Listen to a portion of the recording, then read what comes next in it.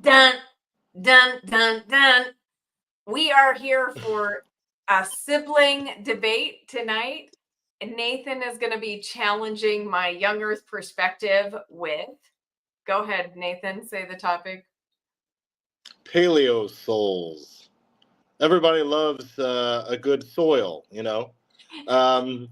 First I came to you with Detroit Seamount, but now we're coming at you with soil. These are not just bags of soil that you buy at the grocery store. No, these are paleo soils, ancient, crusty. It's gonna be hard to swallow this paleo soil. So, paleo soil, what is it? Well, the old And this Earth is where perspective. everyone turns it off because this sounds very boring, right? I mean, it's like, who is interested in this topic? We will try to spice it up, okay? We'll Spicy. I have the stick with tiger a stuff sibling here. rivalry. Okay. Well, why paleo soils? Because I I guess one of the things about it that's very interesting to me. Okay, so you have these dinosaurs. They're flashy. They've got big teeth. Serrated edges or whatever. Jurassic Park type stuff in the column. But you also have all of this other stuff that's plants. And so you might say, okay, well, the flood came along and jumbled everything up. But I think tonight I'm going to just share a few details about paleosols, which is soil that's like petrified. Okay. That's going to make it very difficult to keep your young Earth. Everything was, messed up in the flood. Just going to start throwing some stuff at you, Rebecca. Number one, it takes hundreds to thousands of years just to create a few centimeters of soil. So I remember going to an Iowa, this is just the kind of person I am. When I was traveling for work, I went to a museum, and there was this, it had this giant column of the Iowa loam, the way that it looked, 40 meters deep or whatever when settlers first came. And of course, now there's like tiny amount of soil left because of all the, intensive agriculture and everything. So, do you think that soil was created in situ, like God just created a bunch of soil, or do you think it's developed very rapidly over time since the flood? What do you do with soil, Rebecca? I mean, this just seems so obvious. Of course, God created soil. Like, Okay, if God, okay. So there was a bunch of soil. if God didn't create any soil, then what were the plants growing in? Okay, I mean, it's Okay, all right, all like, right, all right. I'm gonna grant you that one. I'll all grant right, you with that one. Okay, all right. Now, all right. Soil takes a long time to come about to mature. You've got water and everything going through. Okay. Now, second part. All right. So we've got the soil. It takes a long time to make on its own. All right. Maybe God snapped his fingers and everything was there to begin with. But if you have the flood and it messes everything up, I would expect everything to be kind of jumbled up, right? Turned about, topsy turvy, mixed together, and that kind of thing. Is it? Would you agree with that, or was it, like a gentle flood and everything, kind of. no, I would say things got pretty mixed up. But I do want to point out from the beginning how this idea of like you even have to get the soil from scratch by natural processes. I think that sounds like a problem for the old Earth model, right? Like, Okay. Well, that can be next week's. We can do another. If we hadn't killed our viewership this time with our soil, we can do another one on soil. no, viewers, I promise you, I will not subject you to soil. Okay, we will not do soil. But okay, anyway, but you do admit that this part of your thing that you're coming at me with right now is based on the naturalistic assumption that we have to get everything without any help. And so I totally reject that model. So for me, so far, I'm not hearing a problem because, of course, God created soil, and he created the plants, and he created the animals. So far, I don't have a problem. Okay, I'm just trying to get your worldview out there real quick. So when you look at like a wall, a cliff wall, and you have all these different layers, to you, most of them happened during the flood, and some of them happened after in the few thousand years since the flood. Is that correct? Yes. Okay. Like And, redeposition of sediments that already exist.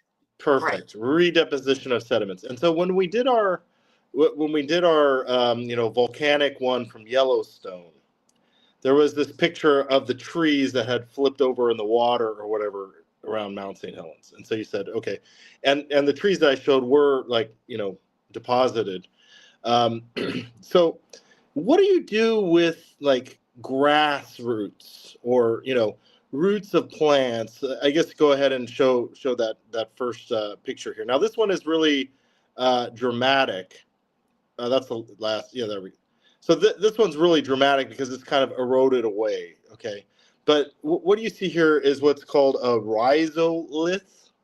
Okay, and this is essentially roots from plants that have been petrified, and you have gigantic columns of these with multiple layers in some of these, they have soil horizons or whatever that go up for meters and meters and meters, and have different layers and things. And funny enough, the roots seem to be all pointed towards the earth. so how do you deal with that? So you have these plants. Again, it takes a long time for soil to form. It has to be very, the stable or whatever. And you might have these little shocks in the column where things have weathered away and then other things got redeposited. And not only do the roots point down, but you also have kind of, these progressions of climates. So you have different types of plants based on the climate that was there. So how do you get to all these roots pointed down in different layers?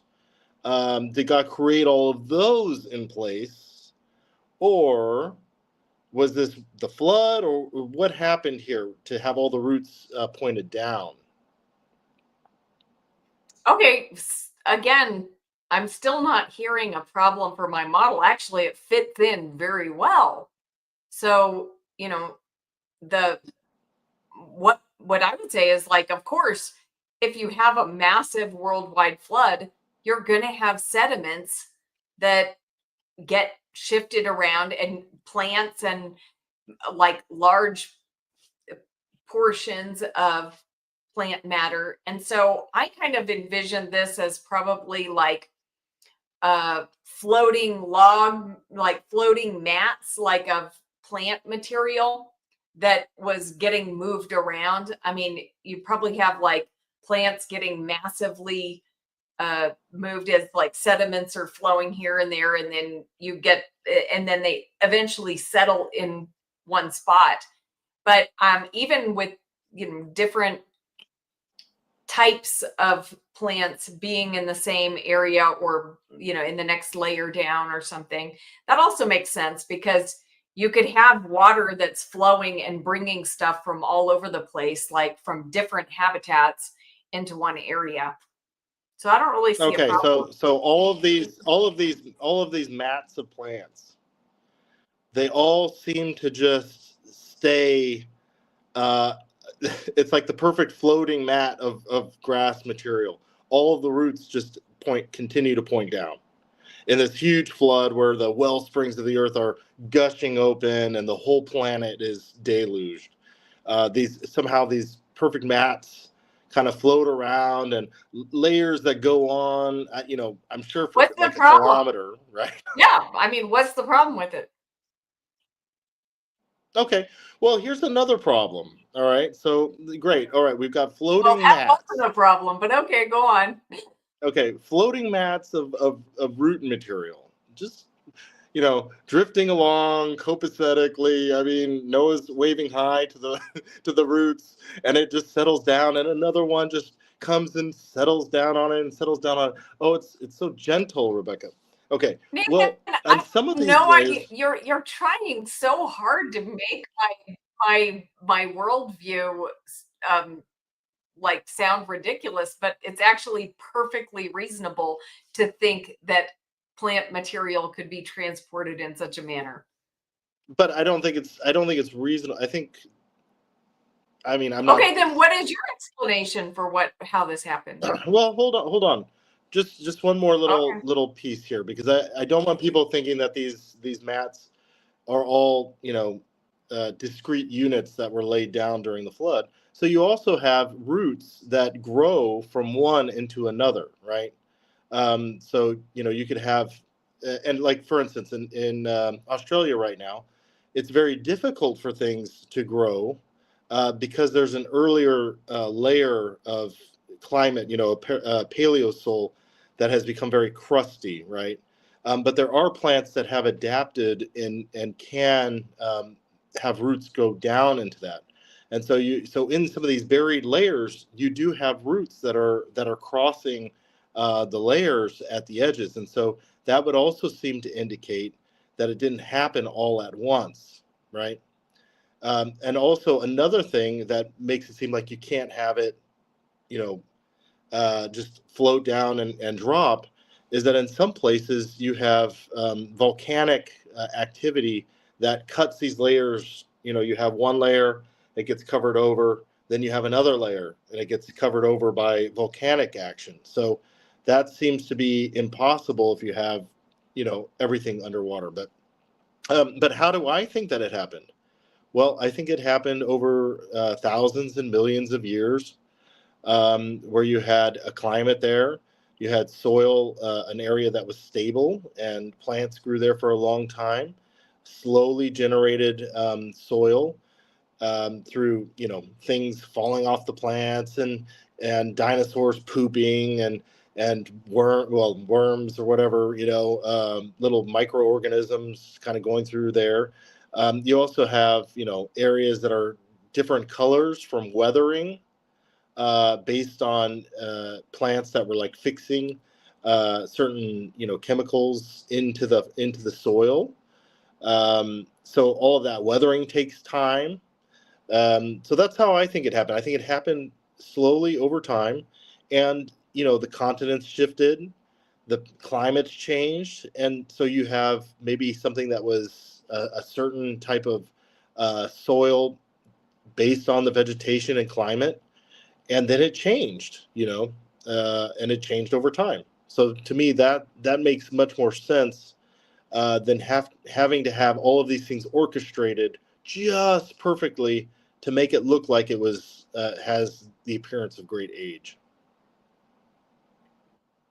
Wait a minute, but the great age is assumed by the worldview that needs things to happen by natural processes, right from the beginning. I don't think So it's an I don't assumption. see I great think age. people came to it.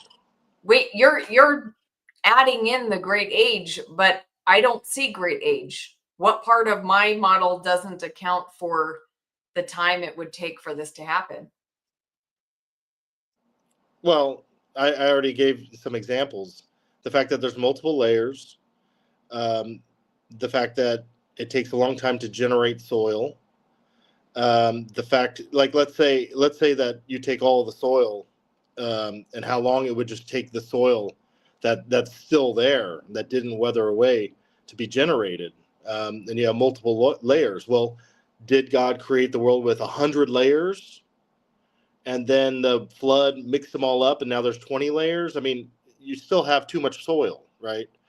You have a lot more soil than you need for growing plants at any one time on Earth, right? So I, it just, the whole thing smacks of trying to fit a story, to try and make all of the facts that people are learning all the time fit into a story, rather than just coming to the world as it is and saying what happened here. And I think humans started off with the story, and over time, as they learned about the world, they had to create a different picture of the world, right? I mean, you don't believe that?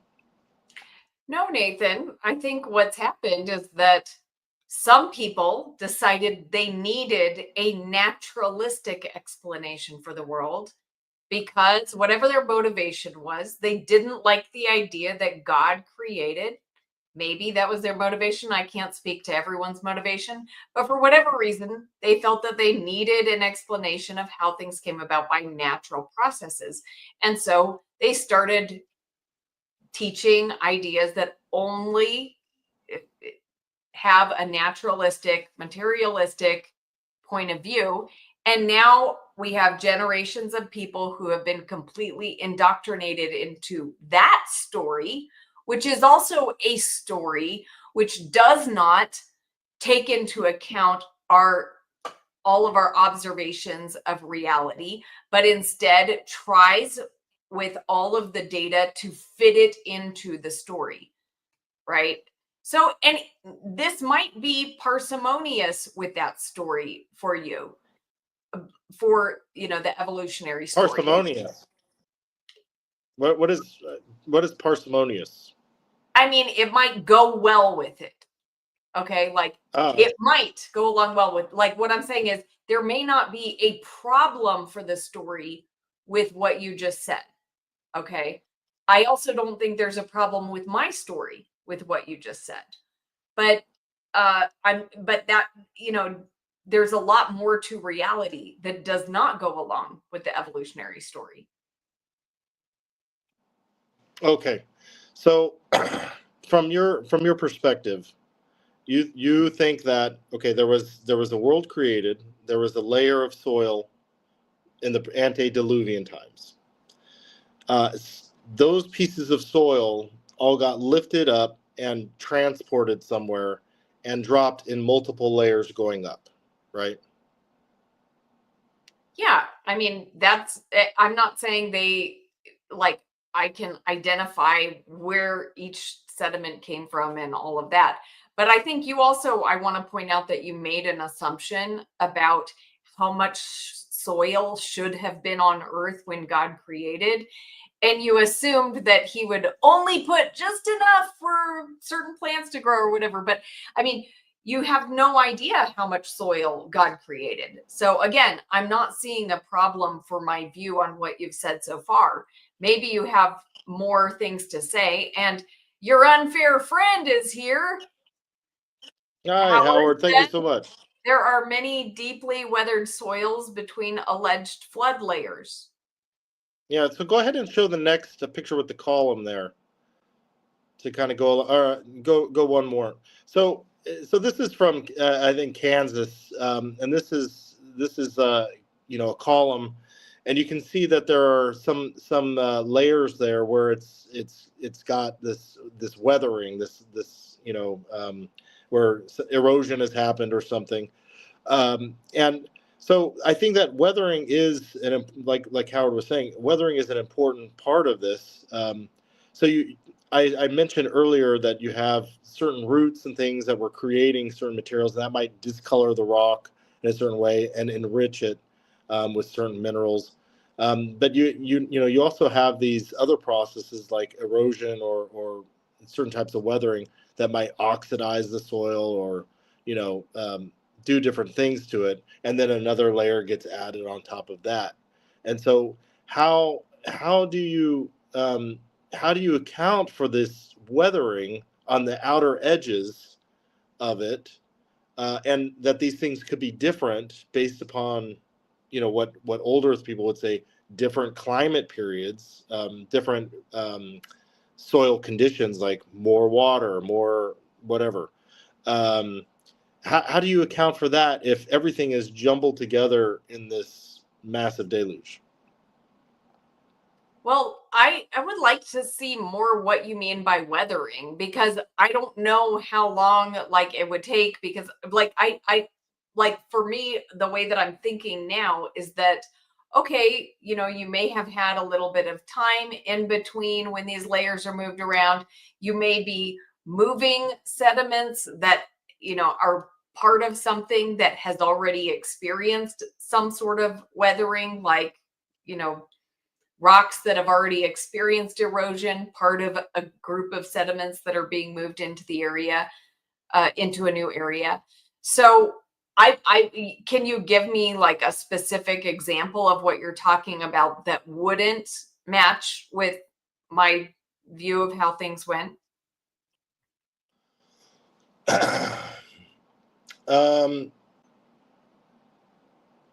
well, also if I have some friendly friends like Howard, if you want to pull up an example online, that would be great. Um, I'm trying to think about from my own experience. We grew up in New Mexico, right?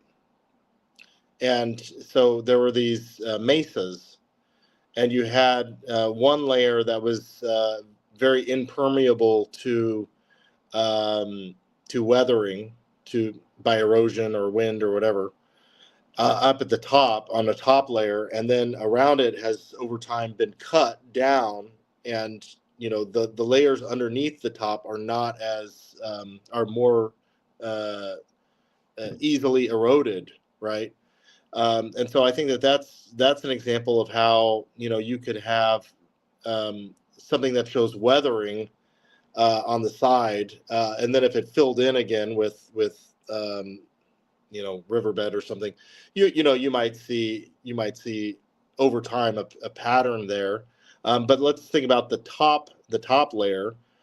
If the top layer stays there for a long period of time and then it gets covered, you might see that this top layer had, a certain type of rock that's been exposed to the atmosphere for a long period of time, and just the top layer of it, right? Um, the part underneath would not be weathered as much because it's still been covered that whole time. And I think, you know, it's I'm not an expert on this, so it's hard to give you exact. We run into a couple things. I'm not an expert, so I can't, it's hard to say exactly what they're looking at in terms of percentage of certain minerals or certain clays or something like that are greater here than less than here. But I do think there's a lot of people devoting a lot of time studying this and understanding this. Um, and they are constructing pictures based upon what they find. So I have to, in some level, trust that people are not just making all this stuff up. You know what I mean? Well, I don't think they're making it up. I think that they are starting with good intentions of trying to find a view of reality, but they're also starting with an assumption about the way the world has developed, right? And so they are coming to it with a view already in mind, and then they're trying to explain things based on that view. So so far, like I haven't seen anything produced. Now, you tried to give some examples of like, well, what about roots that go in through the different layers and stuff?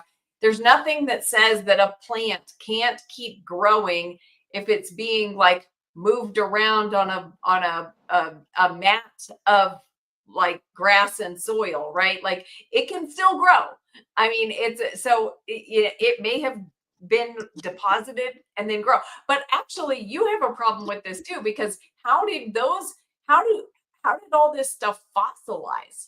That seems like a problem for your view, because that doesn't seem like a normal, you know, process that's just happening under regular circumstances all the time, right? So why do we have so many fossilized things, around in our sediment layers? Yeah, I think I'm just gonna take a guess here, but I think that one of the things that might happen as you get these large layers accreted over time is that the conditions at the bottom of the layer become different than the ones on the top. It's under more pressure by the processes on the top. It might have less oxygen. It might be less exposed or more exposed to water. Maybe it's submerged in groundwater that's a certain acidity or something like that. So I do think that the natural process of soil formation ends up changing itself. You know what I mean? Like as it accretes, it's going to change the physical conditions of whatever's at the bottom. So I think that that's one thing. The other thing that that I mentioned that's difficult for creationists to address is that you do have stratification where you have plants growing and then a volcanic action that kind of cements it in place. And then you have another period of, old Earth people would say thousands or millions of years where it grows again, and then it gets covered over again with a igneous layer of basalt or whatever. It's hard to explain how that could happen in the flood. So how do you address? Okay, now we're cooking. Now it seems like we're getting somewhere. That sounds like a reasonable objection.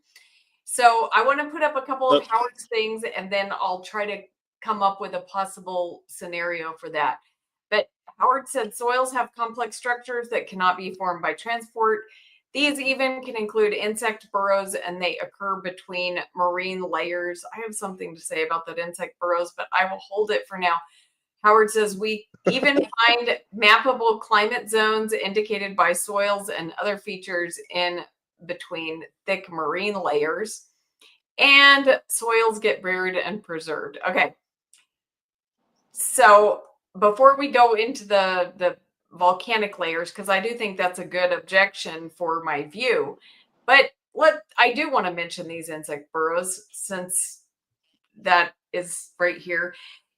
That's one thing that I think is missing from that. That's problematic. We don't have enough insect burrows. Yeah, we do have insect burrows, but not enough for what should be if, like, these layers are millions of years old stacked upon one another. Like, there's a lot of layers that don't seem to have large amounts of burrowing. And in fact, if those layers, it seems very unlikely that they would form in the first place with all of the burrowing and different things that happen within a normal soil layer. So I think doesn't this seem like an assumption? How many insect burrows should there be, Rebekah? Like, are you the burrow police? I mean, have you inspected? You've got the geometry of the insect burrows down or whatever. I mean, if we're talking a long time, don't you think the weight, maybe some of them are preserved, some of them get smashed down or something, All right. Look, I will leave that because it'll get us off topic. But if I ever feel like really boring the audience, then I'll do a challenge on insect burrows for you, Nathan. Okay. But so another riveting edition of Unfair Fights, insect burrows. Hey, but you know how you said you don't think Topoi Samare's challenge will get any views because it's too, like, nobody knows what Topoi Samare's is? It has more views than most of our debates. So wow. All right, there you go. Little odd ones might actually turn out good. But okay, back to your problem with the layers. So this does sound like it might be a good objection to the young Earth scenario where, okay, if you have volcanic and then you still have layers that are considered flood layers, then that would be a little bit strange. But do you have something specific? Like, is there a specific place that actually has that? Well, I didn't. So the problem was some of these pictures were not very sexy. So seeing the picture didn't, make it obvious to me. But there's one called Columbia River basalt, and I forgot what the other one is called. But anyway, I found a couple of examples. When you look at at least when I was looking at the pictures, it just looked like a stone wall, but there were, different stratification layers, and, that's what's happening there. You have different layers. Some of them are from an intrusion or some sort of volcanic event, and some of them are from what came before and after. Okay, well, it's really and then I think yeah. Also, Howard mentioned also that there's inland seas, right? You have layers where you have something happening, and then you have a layer that's like an ocean, and then you have another layer on top of that. So how do you deal with that type of thing, or salt or something that comes in? Well, then that actually does sound like it would be explained by a flood scenario, right? Because like if you have signs that there was like an ocean and then like on top of that there's a sediment layer, that sounds like, and then another, body of water on top of that. That totally sounds like what would happen if there was a worldwide flood Oh, and but only sediments were once, being moved right? all over. Right. But you Yeah. don't have to have just one one layer of sediment come in and that's it. You've got sediments that are mixing from all over the place. No, but for the salt or the inland sea sediment, Okay. right?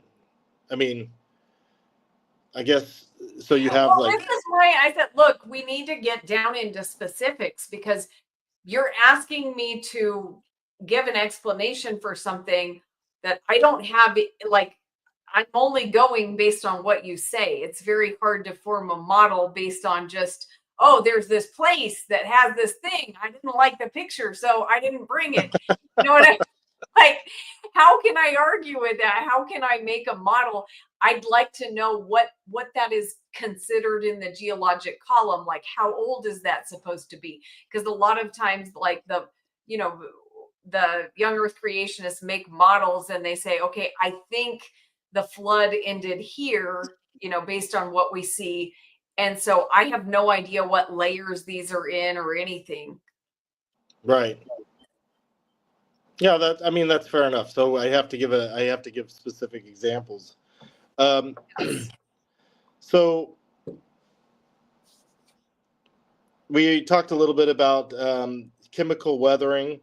So there's a couple different uh, things that happen. One is clay formation, okay, and the other is leaching. Okay, so the process of forming clay, you have to have certain materials get laid down, biological materials or whatever, and that takes time for things to mature in that fashion, and that's not going to happen under you know giant flood conditions. And the other Why thing is not? Wait, leaching. So why not?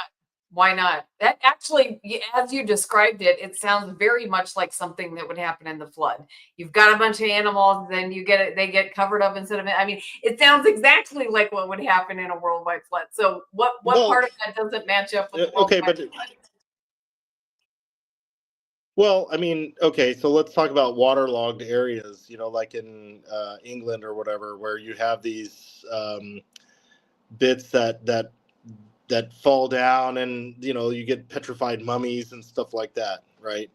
um, so that soil that's not going to create the same thing as like Mississippi River Delta, right? There's a different chemical process there. I mean, I know I'm just pulling things out of the air, but yeah, but I think you would agree, right, that a bog that's acidic or whatever, and nothing can decay, is very different than something that's decaying all the time, like a river delta or something in Louisiana. I mean, you agree with that, Yeah, right? There's a but different I'm not, chemical process. I've never studied that, but I don't like. Are you saying that this chemical process with the clay cannot happen?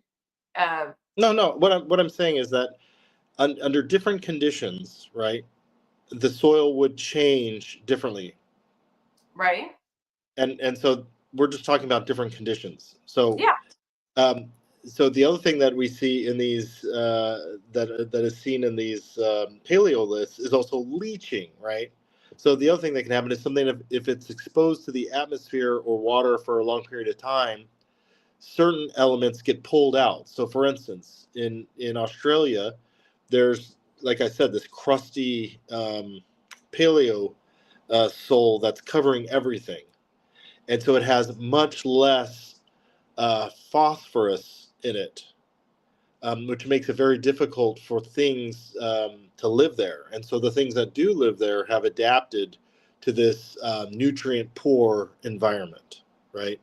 And so you say, okay, well, how did these leaching type things, how do you have differences in these different layers in terms of the content of what's been leached out if everything was kind of mixed together, right, in this big flood, and everything, like water transports ions and stuff, wouldn't everything be homogenized in a certain way?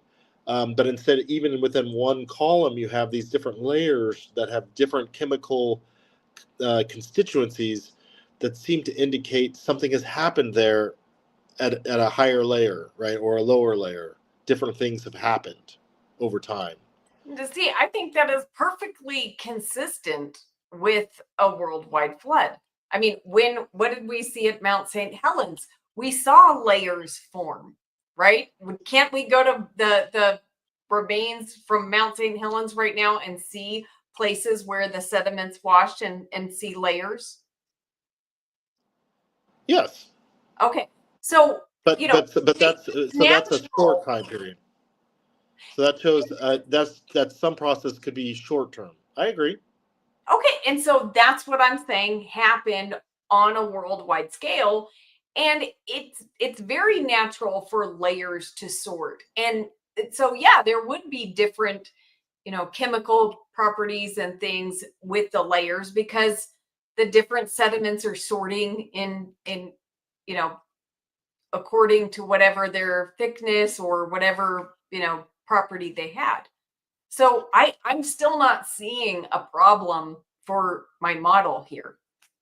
I mean, like I said, the only thing you brought up that might be a good objection is the volcanic layers.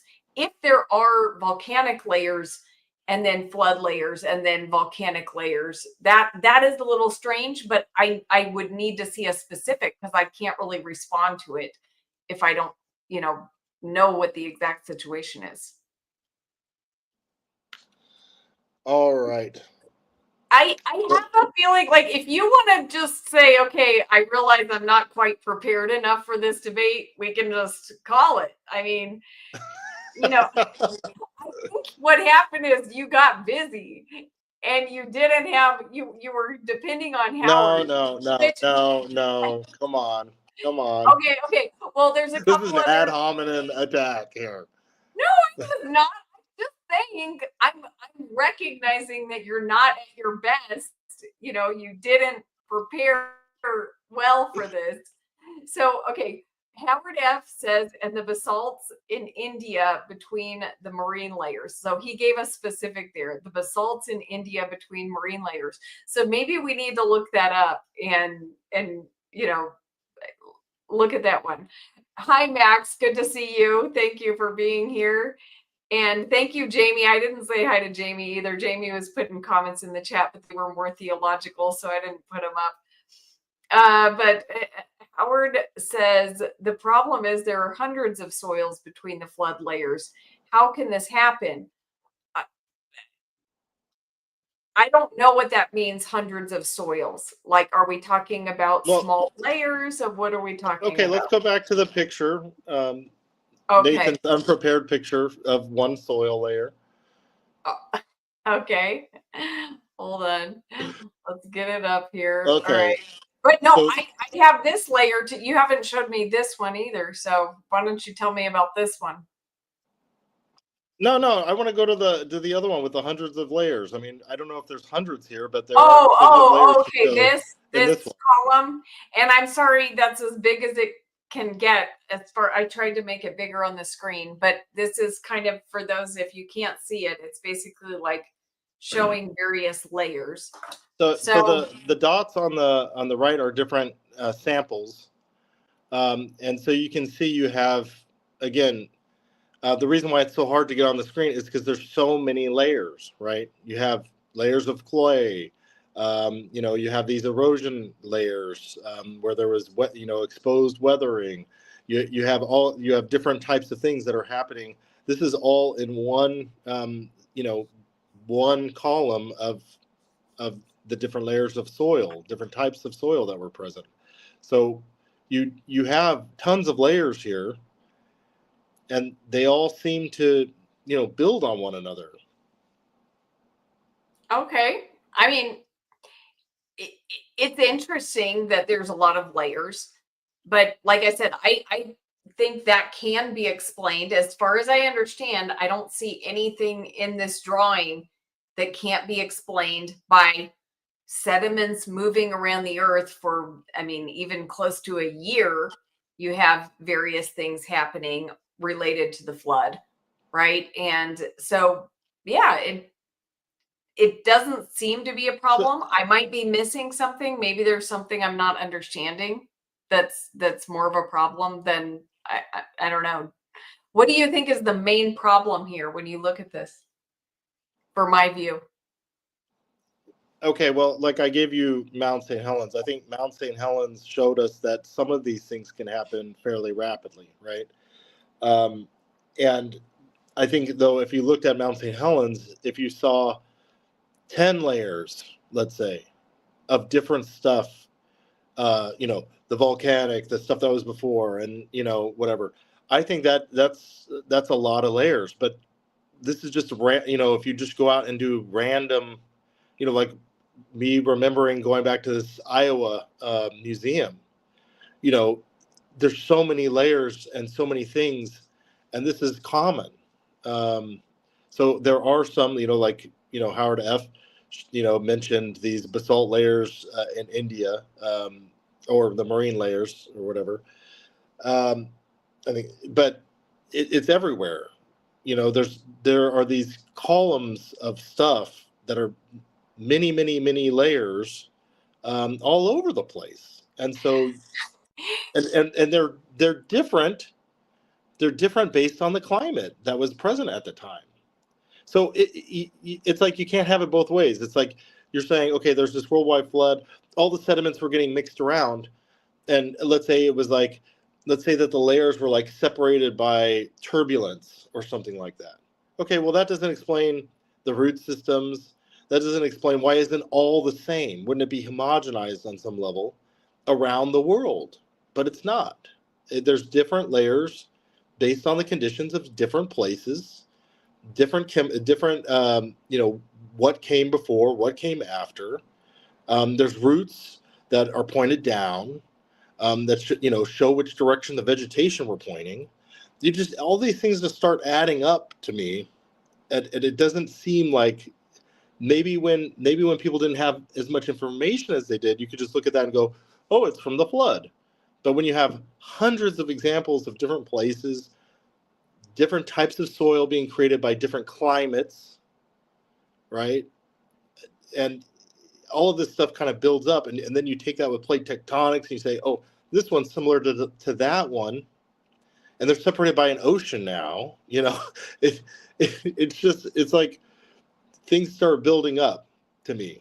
And that's Well, the see, and you're picking on something that's actually, I think it's a problem for your view, because why do we have massive sediment layers that actually drop off on the edge of one continent and they pick back up on the edge of the other continent? So that same, as far as we can tell, that same sediment layer was once together when the continents were together. And that's like, you know, how does that happen when you're considering these continents are supposed to be 200 million years old? They're supposed to be that far apart. You know what I mean? It well, doesn't that's make because no, it makes perfect sense. Those fossilized layers have been have been sitting there, like between Africa and South America or whatever. These soil layers, or what is it, the White Cliffs of Dover, and some of these things in North America. It's like, or wherever, it's like wherever they are, they're all over the place. But see, to me, this should make you say, wait a minute, why do wherever we look, we see massive movement, like evidence of massive movements of sediment, massive No, no, movement, not water sediment. all over the earth. Not sediment. That's the thing. It's not sedimentary layers.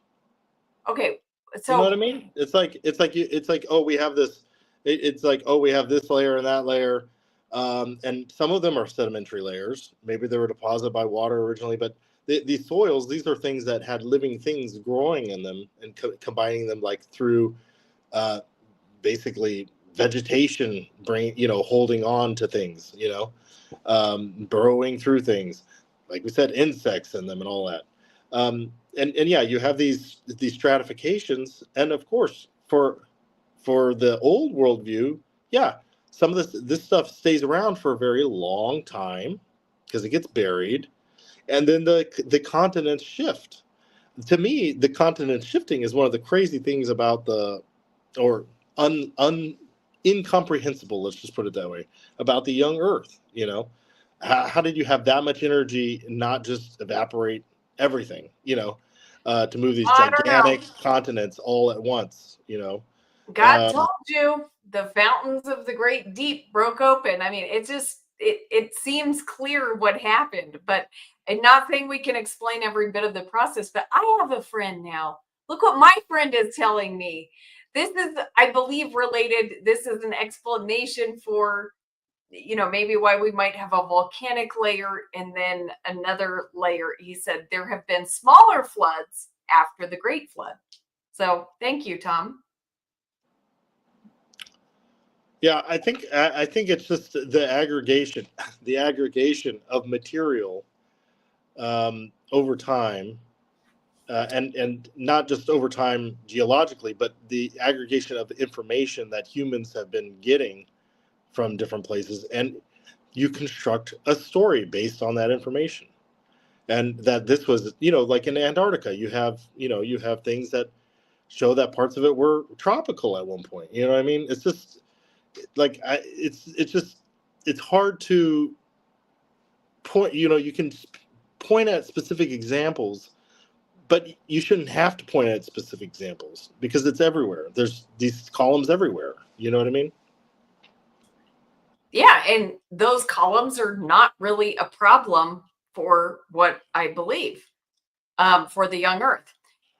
But should we leave it at that and go Okay, on? Do you have a sure, let's final do it. thought? Okay, so now we'd like to hear from the audience who won this debate. Although I don't know, there wasn't much substance tonight, so I don't know if like we can really call a winner because I don't know if I necessarily had good responses, but I don't think Nathan brought it tonight, to be honest. I mean, but look, I'm going to tell you guys what the topic is for next week. And Thank I you. picked this both because it'll be an easy week because I've already studied this and because Nathan wants to go out to space. He wants to go back to space because that's what he likes to do.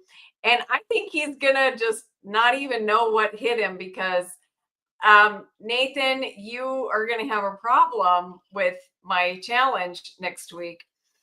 I'm challenging you on the Big Bang and specifically what our observations with the JWST telescope have shown us in the last 2 years. Now, if the Big Bang is true, if the Big Bang expansion is true, and by the way, without expansion, you don't have the Big Bang, okay? And it really, I could challenge Nathan on like 20 different things about the Big Bang because the Big Bang is on its last leg. It doesn't even have a hope and a prayer now, okay? The Big Bang has so many problems, but I'm only going to challenge Nathan on one of them this time, and that is on galaxies that have been observed with the JWST in the last 2 years that are causing a problem for the Big Bang, a huge problem, because what we've observed is that those galaxies that shouldn't even be there at the distant redshifts that we're observing, those are impossibly small and dense if we calculate for expansion. If the universe is expanding, when we do the expansion calculations, when we factor in the expansion, those galaxies do not make sense. Okay. Now, that's the thing hardly anybody's talking about, but it's true. Now, here's one that most, cosmologists are admitting. And so basically before we observed these galaxies at these distant redshifts, the Big Bang model said that spiral galaxies needed 7 to 8 billion years to form. Okay, like it would take 7 to 8 billion years. Now we're seeing out where the Big Bang was supposed to happen, like where it's like a couple 100 million years after the Big Bang. There isn't supposed to be anything out there. Stars are barely supposed to be forming, but we look out there and we're seeing spiral galaxies that are just like spiral galaxies that are in our local area, so to speak. So this does not make sense for the Big Bang model. It's a huge problem. And so I'm challenging Nathan. The Big Bang has one of the things that it is falsified by is this galaxy problem. So that's your challenge for next week. You're going to have to come up with a way to save the Big Bang with our JWST. I gotta save the Big Bang, huh? Gotta save the Big Bang, but you're gonna have a hard time because even like I said, I'm just bringing you one little problem. That way, since you like doing space stuff, we're staring at light that's billions of years old. Billions of light years away. According to your model. All right. That's according to your model. Right? Okay, right. In my model, that's not what we're observing. Okay, but I'm entering your model. According to your model, those galaxies shouldn't be there. Okay, and they shouldn't be the way that they are, the way that we see them. I'll explain more about that next week. But good to see everybody. What a paleosol is. Thank you for the question, Emmanuel. Yes, actually, I just learned about paleosols. Okay, and and I think Nathan just learned about them too because we have our paleontologist Howard has been like he suggested doing this challenge, and actually I didn't see this comment and put this up. He said one more try. There are alternating layers that are marine, then weather soils, then repeat that many times. The soils have structures that indicate long weathering above the water table. Okay, thank you for that comment, Howard. And so, yeah, Howard says Nathan would have needed more specific. Sorry, Howard. I failed you. I failed you, Howard. That's okay. Howard will probably come on my open stream next week. Yes, he's got to come correct all my mistakes. He can show you pictures of soil and show you the weathering and crystallography and whatever. You know what I mean? It's in the weeds. Yeah. Well. Yeah. Okay. Do you have any final thoughts, Nathan? Well, I'm very. Yeah.